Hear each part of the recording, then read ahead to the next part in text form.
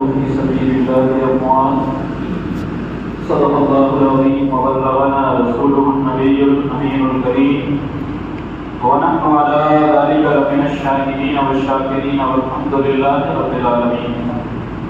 آئیے سب سے پہلے ہمارا آقا نامدار مدینے کے تاجدار احمد مختار شفیع روز شمار نائب پروردگار جناب محمد رسول اللہ صلی اللہ علیہ وسلم کی بارگاہ میں جھوم جھوم کر نذرانے درود پیش کریں اور یہ آواز بلند اللہم صلی علی سیدنا مولانا محمد وعلی آل سیدنا محمد وآصحاب سیدنا محمد وبارک وسلم.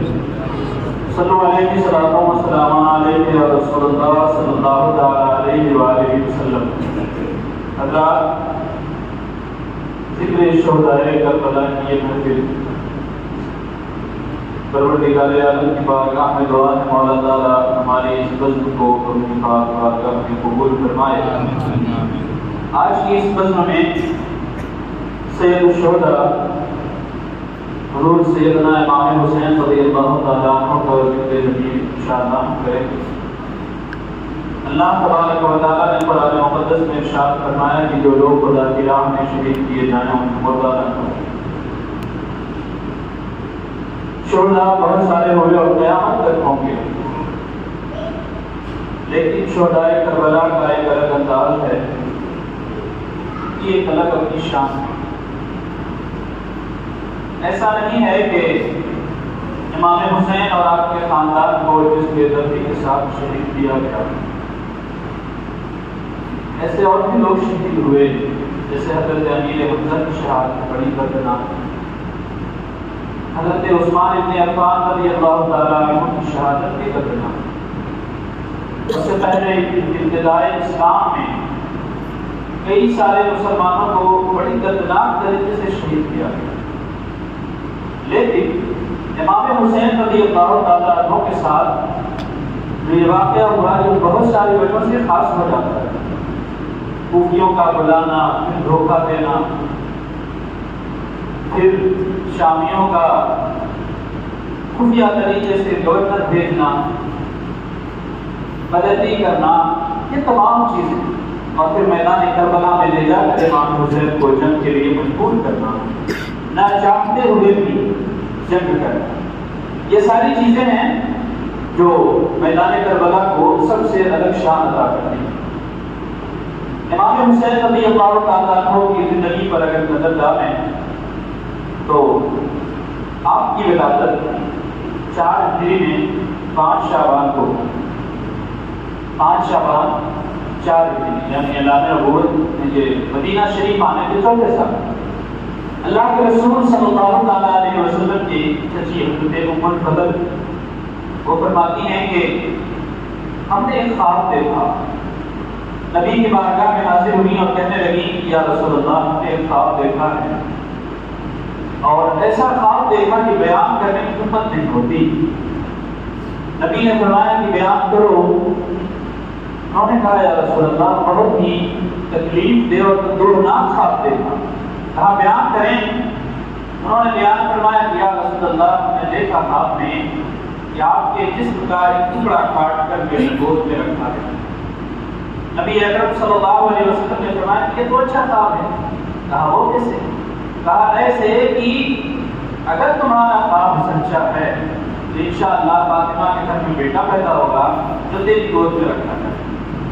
اور ہوا بھی وہی. حضرت امام حسین رضی اللہ تعالیٰ عنہ کو ان کی گود میں دیا.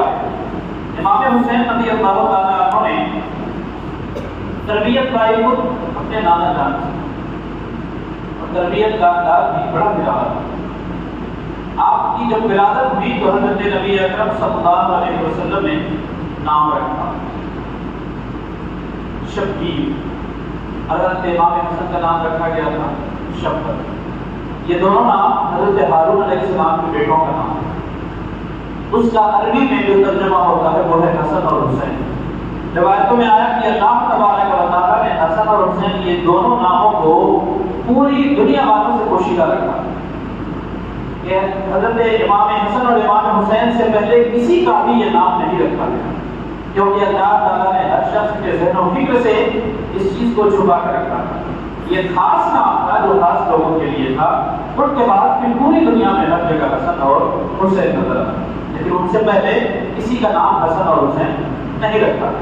اللہ کے رسول صلی اللہ علیہ وسلم نے نام رکھا اور 7ویں دن آپ نے عقیقہ فرمایا، اور نام بھی 7ویں دن رکھا جاتا ہے، سنت طریقہ یہی ہے.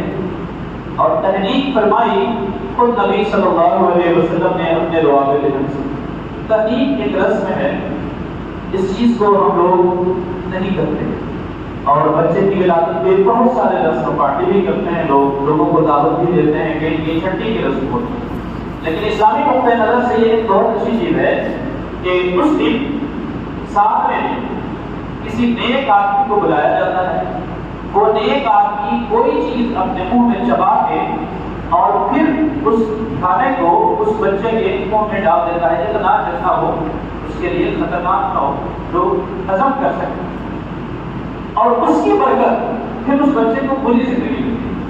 تو نبی صلی اللہ علیہ وسلم نے جو تحریک فرمائی تو کچھ جواب کا نہیں دیا، بلکہ آپ نے اپنا روابط حضرت امام حسین رضی اللہ تعالیٰ عنہ کے منہ میں ڈالا، اور پھر اس کی برکت پوری زندگی امام حسین نے بھی محسوس فرمائی. میدان کربلا میں جو ہوا وہ آپ جب اگر امام حسین رضی اللہ تعالیٰ عنہ اتنی مضبوطی کے ساتھ کھڑے تھے، یہ صرف امام حسین نہیں بلکہ پیچھے بی بی فاطمہ کا خود بھی ہے، نبی صلی اللہ علیہ وسلم کی تربیت بھی ہے، حضرت مولا علی کی تعلیم و تربیت کا اثر بھی ہے. کوئی یوں ہی حسین نہیں بن جاتا، کوئی یوں ہی حسن نہیں بن جاتا.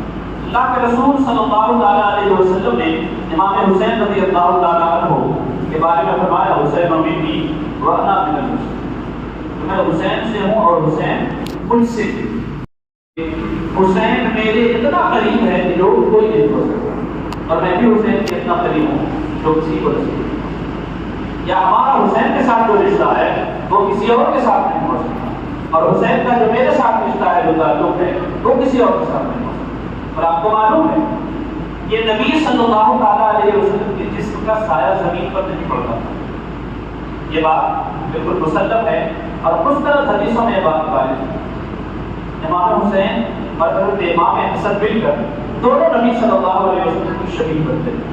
حضرت نے فرمایا کہ نبی کا سایہ یہی تھا، زمین پر نہیں پڑتا تھا، بلکہ حضرت امام حسن ناف سے اوپر امام نبی صلی اللہ علیہ وسلم کی بالکل مشابہ تھے، اور ناف سے نیچے جو بدن کا حصہ تھا نبی صلی اللہ علیہ وسلم کا، وہ بالکل اس کے مشابہ حضرت امام حسین رضی اللہ تعالیٰ. یعنی دونوں بھائی مل کر نبی صلی اللہ علیہ وسلم کی مکمل شبیہ بن جاتے. اللہ تبارک و تعالیٰ نے یہ شان عطا فرمائی، اور جو لوگ امام حسین سے محبت کرتے ہیں، اللہ کے رسول صلی اللہ علیہ وسلم نے ان کے لیے تحفہ دیا کہ نبی صلی اللہ علیہ وسلم نے ان کے لیے دعا فرمائی کہ اے اللہ، یہ دونوں میرے بیٹے، میری بیٹی کے بیٹے ہیں، اور یا الہ العالمین میں ان سے محبت کرتا ہوں، تو بھی ان سے محبت کر، اور جو ان سے محبت کرے اس سے بھی محبت کرے. آج اگر ہم یہاں امام حسین کی محبت میں بیٹھے ہیں واقعی، تو رب کا رسول کہتا ہے، رب کے رسول نے دعا فرمائی کہ یا اللہ میں ان سے محبت کرتا ہوں جو تو بھی ان سے محبت کر، اور جو ان سے محبت کرتا ہے اس سے تو محبت. ہم اگر امام حسین سے واقعی محبت کرتے ہیں تو ہم کہہ سکتے ہیں کہ ہم رب کے محبوب ہیں، رب تعالیٰ ہم سے محبت کرتا ہے. لیکن یہ دیکھنے کی بات ہے کہ کیا ہم واقعی امام حسین سے محبت کرتے ہیں؟ یہ بڑا مسئلہ ہے. امام حسین کی محبت میں صرف محفل منعقد کر دینا یہ آسان نہیں. امام حسین کی محبت میں دعوے کر دینا آسان ہو جاتا ہے، لیکن امام حسین رضی اللہ تعالیٰ عنہ کی تعلیمات کو اپنی زندگی میں پوری طرح شامل کرنا یہ مشکل ہوا. اور ہم پکے حسینی اور حسین سے محبت کرنے والے اسی وقت بنتے ہیں جب ہم یہ اپنی عملی زندگی میں کر کے دکھاتے ہیں. محرم الحرام شریف میں صرف نہیں، آپ کو معلوم ہے امام حسین کا مقام مرتبہ کیا ہے.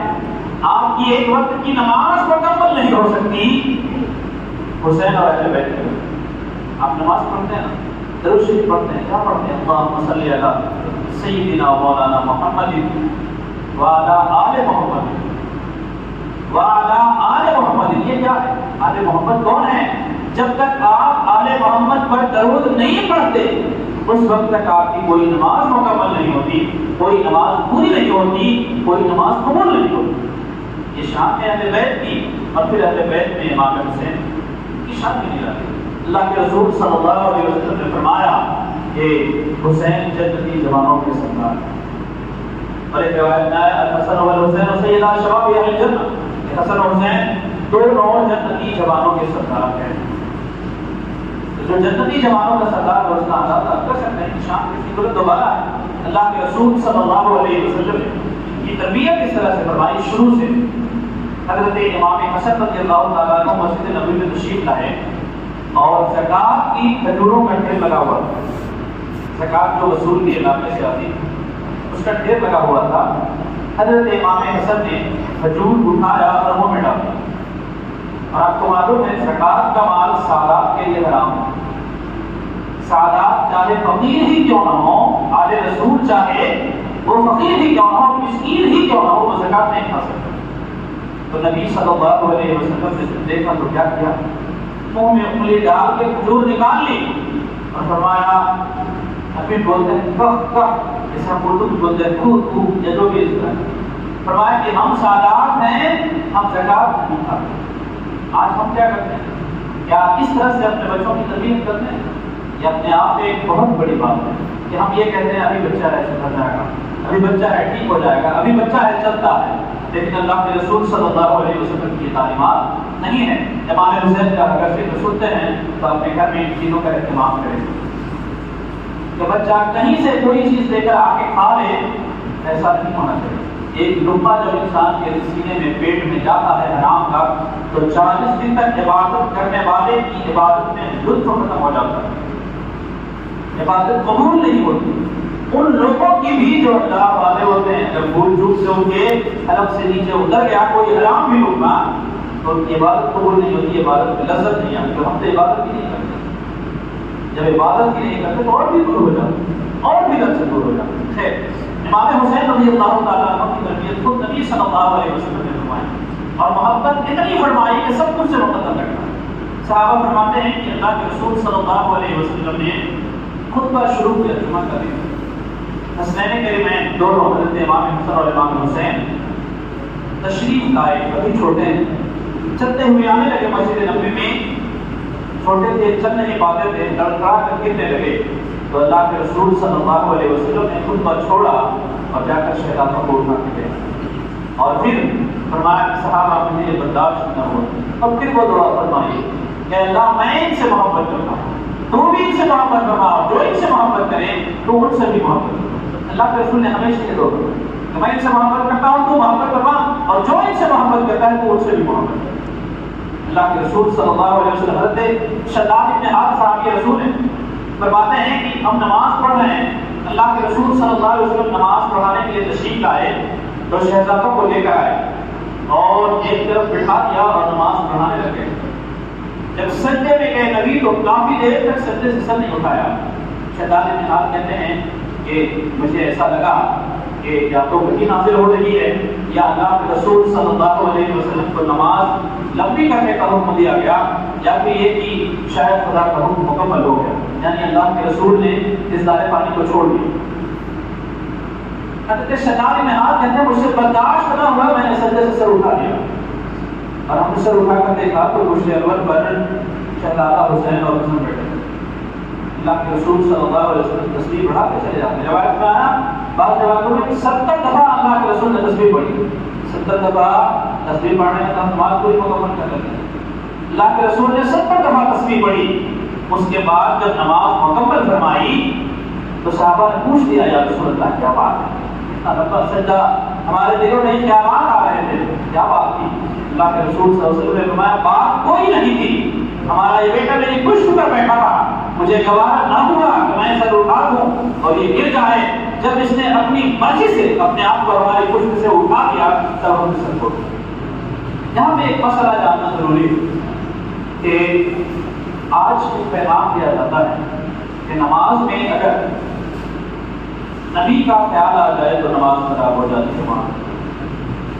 اللہ کے رسول صلی اللہ علیہ وسلم نبی ہیں، نبی نماز پڑھ رہے ہیں، پشت پر آپ کا نواسا بیٹھا ہے جو یقین امتی ہے۔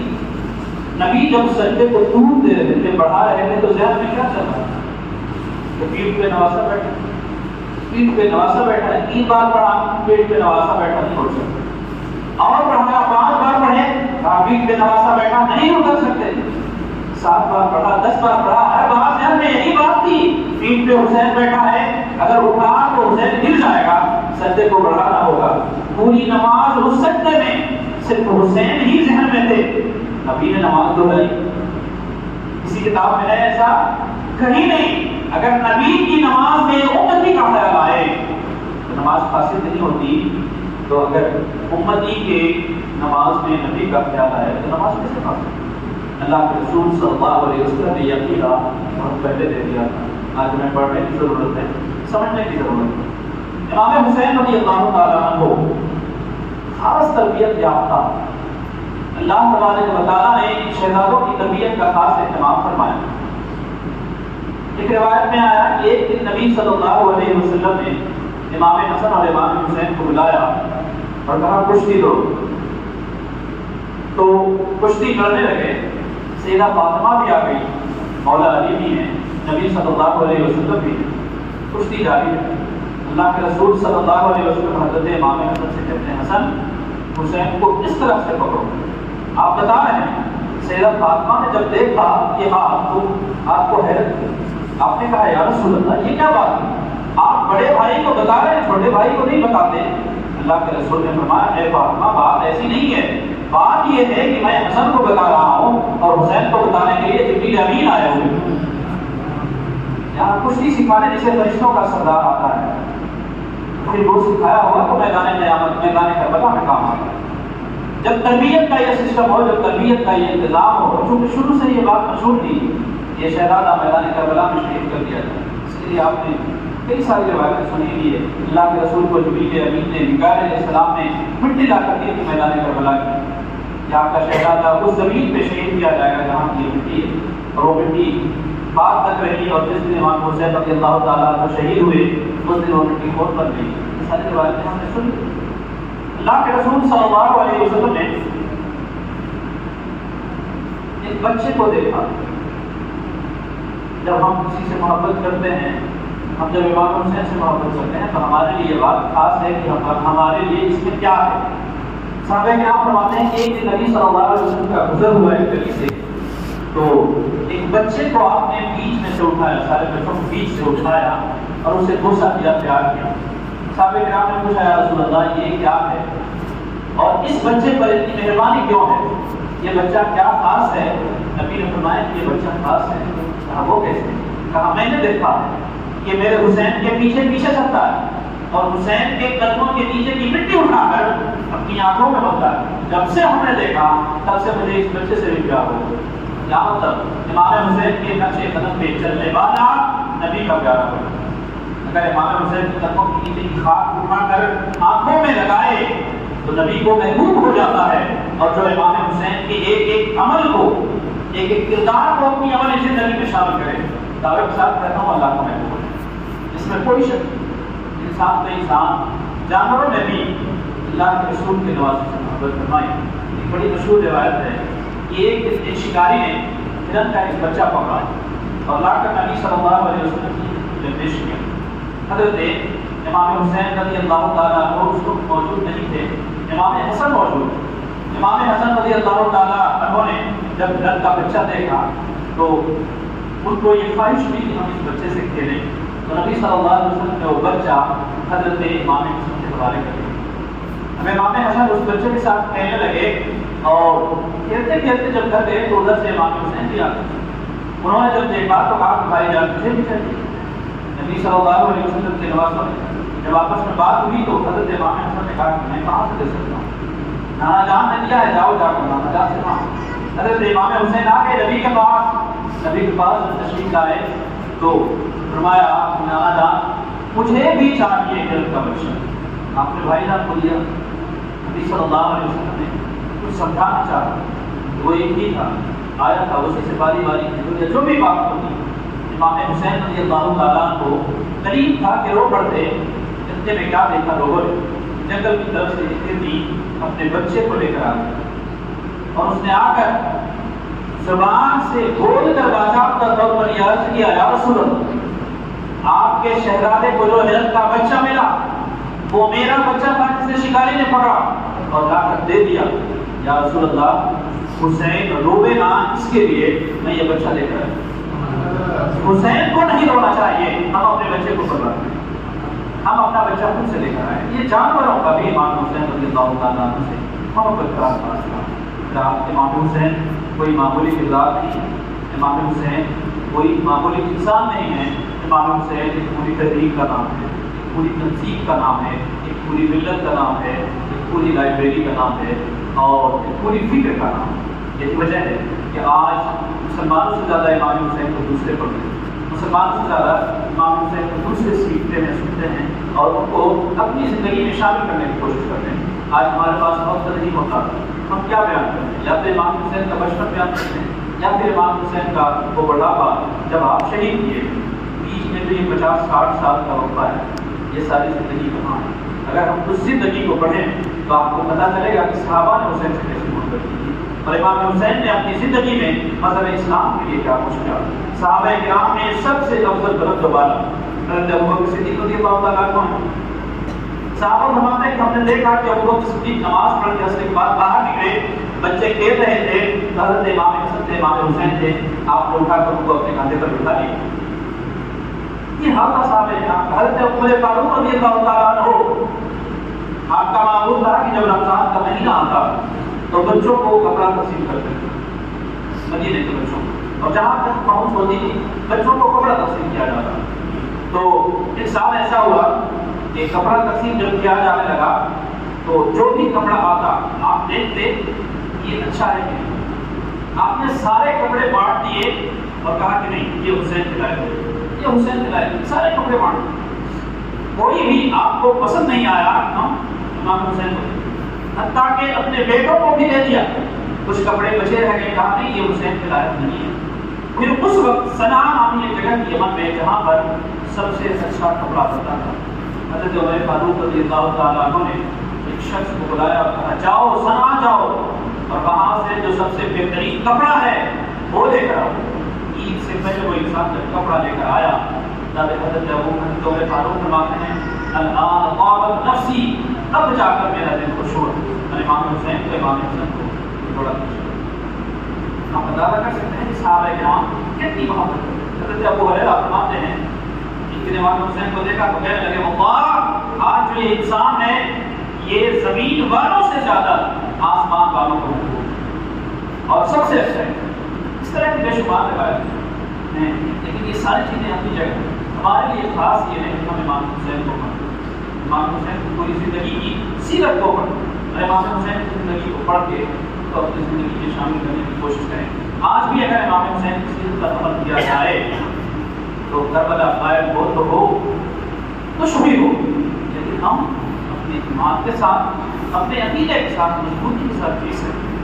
اگر آج جو اشارات ہیں اس کی وجہ یہ ہے کہ ہم نے اپنا سب کچھ قربان کر دیا، سب کچھ بھلا دیا، اپنی تاریخ بھلا دی، اپنا ایمان بھلا دیا، اپنے اسلاف کو بھلا دیا، اپنے بزرگوں کو بھلا دیا۔ امام حسین رضی اللہ تعالیٰ عنہ کا پورا یہ جو میدان کربلا کا واقعہ ہے، اس کی ایک چیز کی آپ تفصیل دیکھیں، ایک چیز کو پڑھیں تو آپ کو پتہ چلے گا کہ امام حسین کس طرح سے صبر و شکر کے ساتھ، ہم بڑی آسانی سے یہ سمجھ جاتے ہیں کہ امام حسین میدان کربلا میں شہید کر دیے گئے، آپ کا کسی نے کوئی ساتھ نہ دیا۔ یہ بات سچ ہے کہ کوفہ والوں نے ساتھ چھوڑ دیا تھا، لیکن یہ بھی سچ ہے کہ اس وقت حاتم طائی کا پوتا اس نے امام حسین کی بارگاہ میں عریضہ پیش کیا کہ شہزاد رسول، نواز رسول، ہمارے پاس ہزاروں کا لشکر ہے اور پہاڑوں میں ہمارا مسکن ہے، آپ چلیں ہمارے ساتھ، بلوطئی کے پہاڑوں میں یہ کتنے شامی فوج لائیں گے، سب کو مار کے ہم گرائیں گے، آپ کا کوئی بات باقی نہیں ہو سکتا۔ لیکن امام حسین نے کہا تھا کہ ہمیں جنگ نہیں چاہیے، جنگ نہیں کرنی، ہم تو امن کے پیغمبر ہیں،